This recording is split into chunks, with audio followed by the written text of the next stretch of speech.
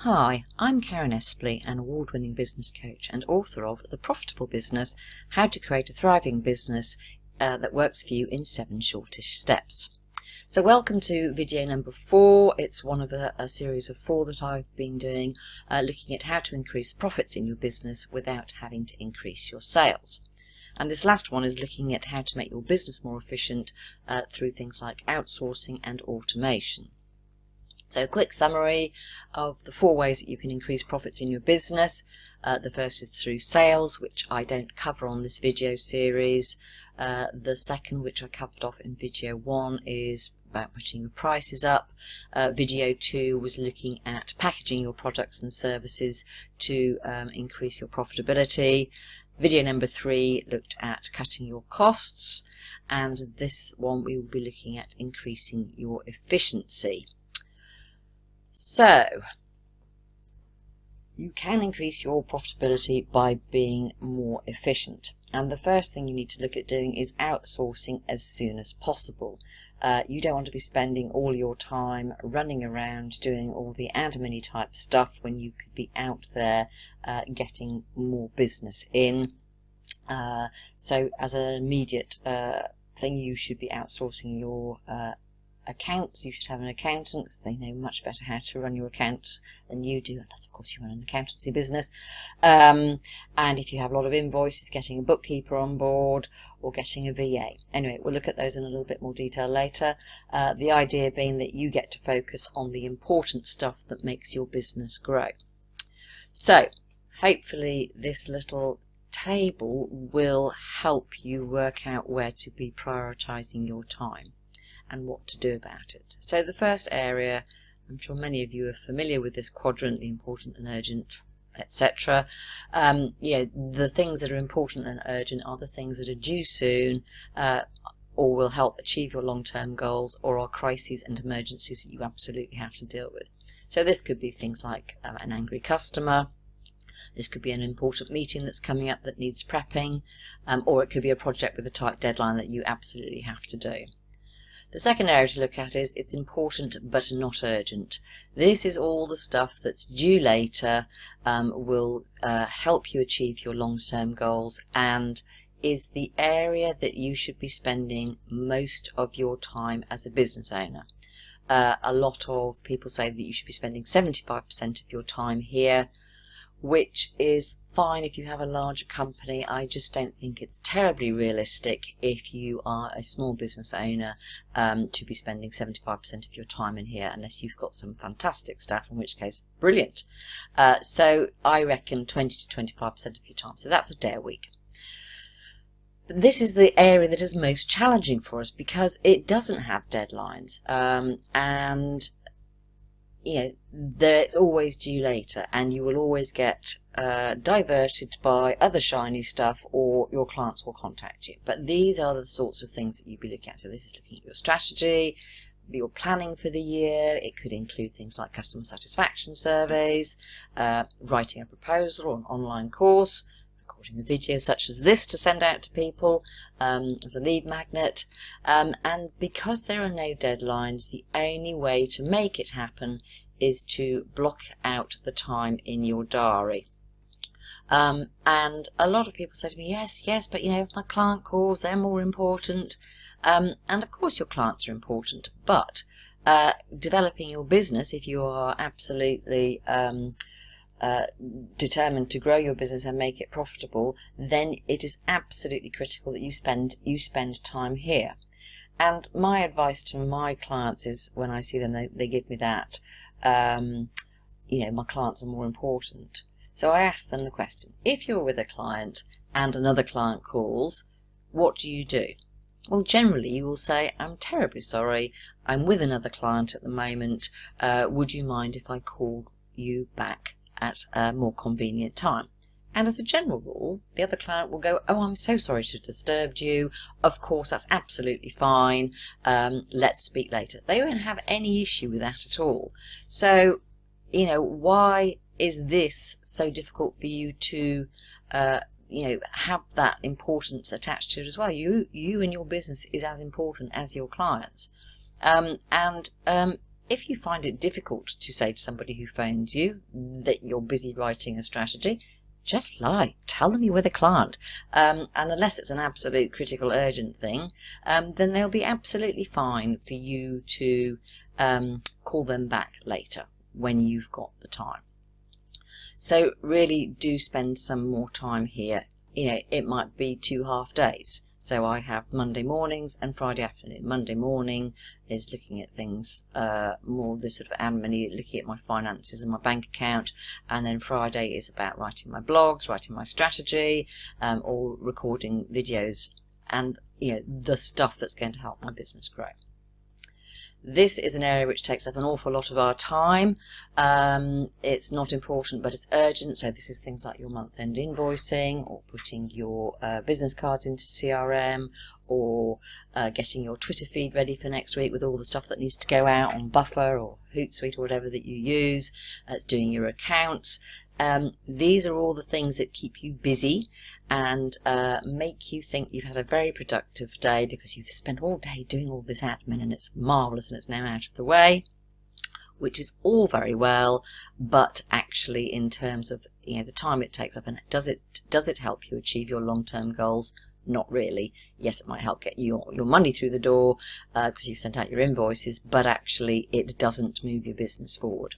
So this is an area that you really need to do, diminish or delegate or develop a system. So I have an online accounting package, which I hope that you all do too. So that does all sorts of things for me. So if you've got monthly retainer invoices, you can just automate those so they'll go out. I also have automatic credit control with my account, so if a client hasn't paid their invoice after the due date, they'll get an email which says, very nice email 2 days after it's due, saying you don't appear to have paid it, here's the link to pay it, would you be so kind? If they still don't pay it, a week later they get a slightly sterner email sent out from the system, and then I think another few days later a sort of more hysterical one. But these are all emails that I've drafted in the background and they go out automatically. And I don't think, apart from one situation, a client has ever gone past the first email. They usually go, they've forgotten about it, or they pay on a different cycle and it's just sort of gone to the bottom of a pile somewhere. And the one client that kept getting the reminders from me had paid the wrong account. So it wasn't actually late really, they'd just sort of sent it off in the wrong direction. So doing your accounts, absolutely get an accountant to help you with that. And so if you have a large volume of invoices, then certainly get a bookkeeper to help you with that. And using a VA to help you with some of this other stuff. So my VA puts my business cards into CRM, manages my Twitter feed for me, posts my blogs out, and actually tells me if I've made mistakes on my blogs or the links don't work. So all this stuff is outsourced and gets done by other people, leaving you to concentrate on what's important. And again, you might say, oh, but Karen, I can't afford it. A VA costs somewhere between £20 and £25 an hour. And if your hourly rate is, I would say, at least £50 an hour, then surely it's absolutely worthwhile getting somebody in at £20 to £25 an hour, freeing you up to either go out and be delivering to your clients or working on your strategy and growing your business. So this is an absolutely key area for you to be outsourcing or automating. And then we move on to this last one, the time sucker of them all. Not important and not urgent. It's due later if it's ever due at all, and absolutely doesn't help you achieve your long-term goals. So this is the going onto Facebook or onto LinkedIn or onto Twitter, and then ending up down rabbit holes of, oh, that looks interesting, I'll just go and have a check out of that. Or it's all those emails with the useful articles that you want to read. Or watching those webinars which claim to change your world and absolutely won't change your world. By the way, you'll have just lost an hour of your life. So ideally you want to switch this off, or if that's too much to do, then put a time limit on here. So you want to turn it down, you want to unsubscribe to all this bombardment of emails. you need to say put a time limit on it, so, and use it as a reward. So rather than leaving Facebook up and Twitter up and getting pinged with all the reminders, is to switch it off. That's how I work it. I switch off all this stuff, and then I treat myself, so I'll allow myself an hour at the end of the day, as long as I've done some of this stuff. So if you do some good stuff which moves your business forward, allow yourself some time in here looking at all the nonsense that's out in the world. So there's all this. If anybody would like this to stick up on their wall, which lots of my clients do, then drop me an email, which you can get to from my website. So, actions. Identify all the tasks that you look at and see which ones you can outsource. I do have a handy list of all those tasks. So if you download my ebook, which I've put a link for at the end, I've put all the links to all the useful things that you can get in there. So automation, so this is having a CRM system such as Capsule, which is great for capturing all your contacts, which you can then link into your emailing system. And Capsule is particularly good because you can develop workflows in there. So if you have a lot of work that you do that has a standard process, you can capture it and it will send you a reminder to say, oh, today you need to telephone such and such, and then 2 days later you need to send a reminder email out, and 3 days later you need to send the contract. So it's fantastic for automating some of your workflow. I very much hope that you all have got online accounting packages or using Sage, and certainly with tax going digital over the next few years, having an online accounting package is going to be an absolute must-do. But as I discussed earlier, it can automate your invoicing, it does automatic credit control. As long as you link it to your bank account, it can reconcile your all your expenditure into the package, so that you can see real-time information about your business, which is absolutely vital. And it just makes doing your VAT return, if you do that, so much easier, because everything's all reconciled, and it makes, honestly, it makes life a lot easier. Please have an accounting package. Xero seems to be the flavour of the month at the moment, and that would certainly be one that I would recommend that you look at. And it doesn't cost the earth. I think it's between £10 and £20 to get Xero up and running. And then, as I mentioned up here, is having emailing systems such as ActiveCampaign or MailChimp. So this can automate a lot of your processes for you. So I use it with one of my clients to run a networking meeting that she has every month. So we send out the email, and then there's an automated process in the background which sends out reminders. If people sign up to it, it sort of puts a list together in ActiveCampaign, so we can see who's coming. It just, automating certain bits of your process and your sales funnels and things like organising networking meetings. It just makes your life so much easier. So have a look. I love ActiveCampaign. I'm not such a fan of MailChimp, but ActiveCampaign is fantastic.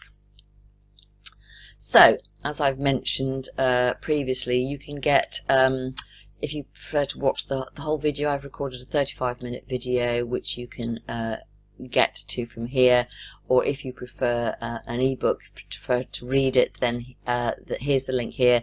And as I mentioned earlier, there's a whole the last chapter is about various useful resources, which include things like the task list for outsourcing, and the 5D chart, if you want to stick that up on your wall as a handy reminder. And I've got lots of other useful tools on my website, thechameleonguide.com. If you go down to useful stuff, there's a whole load of other downloads there, or I have another section on partners and books, which has got some really useful books that I recommend for people to read. And that is it. That is the end of my little 4-video series. Hope you've enjoyed it. If you want any more information, please do contact me, and I hope you found it useful.